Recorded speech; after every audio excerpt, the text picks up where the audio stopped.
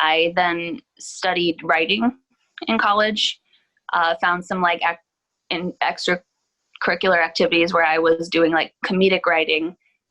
And then I started doing stand-up, and that kind of kept me here because it was like the easiest place to pursue that dream.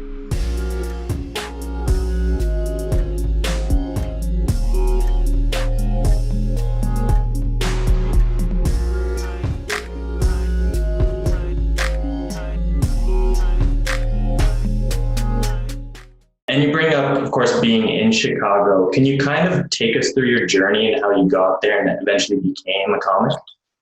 Sure. I initially came to Chicago by way of Northern California when I was 18 for college, with no really like focus on what I was going to study.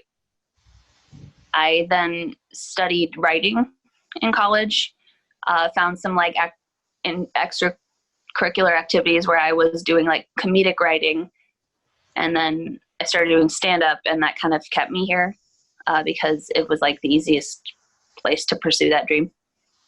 Where do you kind of find this inspiration to start writing? To start writing? I don't know. I just felt like throughout like school and stuff, that was a strong point. So I just felt like it was the easiest way to express myself as I got older.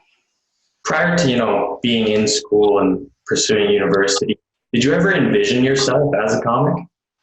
No. When I initially thought I would move to Chicago, I was thinking of possibly being an actor, which is very much different from the path I ended up taking. I really wanted to be like a stage actor, and that didn't seem as easy as I envisioned it would be, and my passion for it started to wane, and then I started focusing on the writing and didn't think it would bring me back to being a performer. But yeah, kind of full circle.